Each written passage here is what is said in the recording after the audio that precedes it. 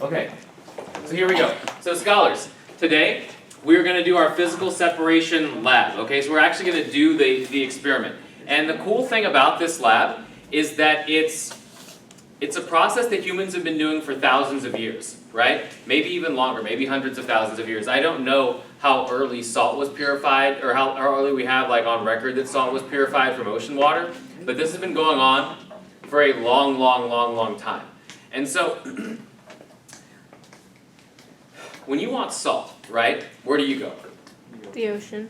Well, so like, you don't go to the ocean to get your salt, right? Where do you personally go? To the grocery. Like the grocery store, right? Or maybe you go to your kitchen and you get some salt, right? But that salt has to come from somewhere, and ultimately that salt comes from the Ocean. right. So how does that happen?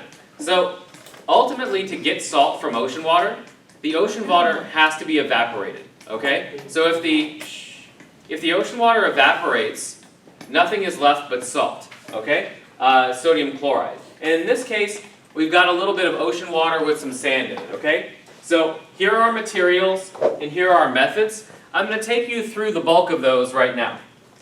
So this is like the chemist's best friend, right? This is called the ring stand, okay? So minus the funnel, you have a ring on a stand, okay? Not fooling anybody with the terminology. And this is a funnel that has a paper towel in there, and that paper towel is going to serve as a filter. So you're going to get some ocean water from me, and here's the ocean water. And you'll have to hold this up so that I can see how much I'm pouring, so you'll hold it up so it's just about at like my chest level. And then I'm going to pour in about 20-25 milliliters of ocean water.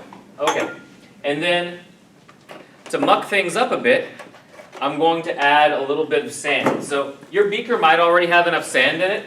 If it doesn't, I'm going to add just a pinch of sand. So there we go. Just a little tiny bit of sand. Okay. And then to demonstrate to yourself that the filter works, you're going to swirl this before you pour it. But what are you pouring into? You're pouring into this small beaker. So this is a 50 milliliter beaker. It's small, but it's just right. So you're going to weigh this first before you pour your ocean water into it. Okay? So weigh this on the scale. There's a scale back there. Get the weight of this little beaker, and then put it underneath your filter. Swirl your sandy ocean water, and just pour it right in. And it's going to filter through. And that sand is pretty coarse, so what filters through is going to be pure ocean water.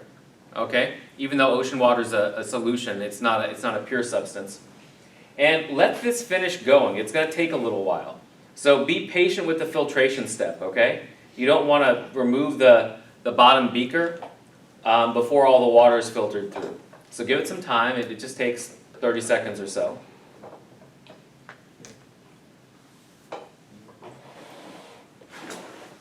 Okay, almost done. All right. And then you have time, but we have to get going. So I'm just going to put this little napkin underneath to collect any more ocean water that filters through, because we got to get scooting. So here's what you're going to do. You're going to weigh this again, and then you're going to put this on a hot plate, okay? And the hot plate is going to cause it to boil, right?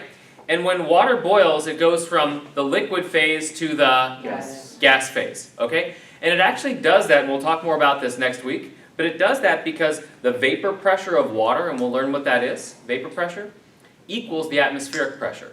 Once that happens, boiling occurs, okay? So it's going to boil, and eventually it's going to all be gone, and all you're going to have is a bunch of sodium chloride, okay? So believe it or not, this is sodium chloride table salt. These aren't pretty crystals because that boiling process is relatively violent, right? So you just wind up with all this like sodium chloride powder, but this is salt nonetheless. And if you wanted to, yes, you could eat this, okay? We won't. It's not good to like eat out of glassware that's been in a chemistry lab, but you could eat this stuff if you felt like it. Like anyway, so I'm going to take this around and show it to everybody. And this step when the sodium chloride is made, or when it's obtained from evaporating off the ocean water.